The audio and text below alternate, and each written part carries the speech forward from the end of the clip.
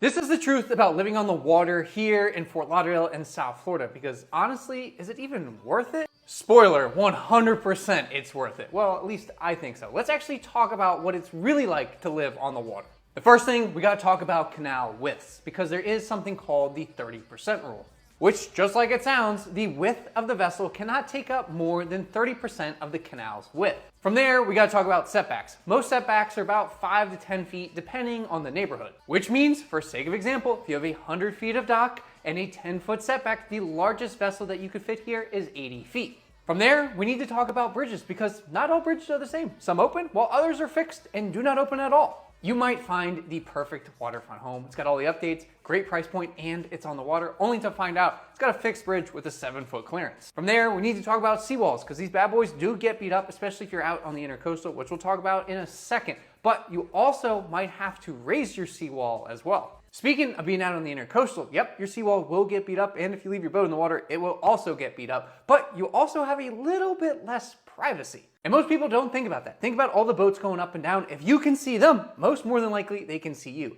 especially at night. Then let's talk about the docks, because you do have to maintain those as well. Now, most people are opting to have a composite dock, which I personally prefer. It's much easier to maintain, and it doesn't get nearly as hot in the summer. But no matter what the material is, I promise you that's something you need to be on top of, because the salt water and the salt air just eats at everything, including parts of your house on the outside. So naturally, maintenance on the water can be a little bit more costly than something a little bit further west. All in all though, I think living on the water is 100% worth it here in Fort Lauderdale and South Florida, but what do you think?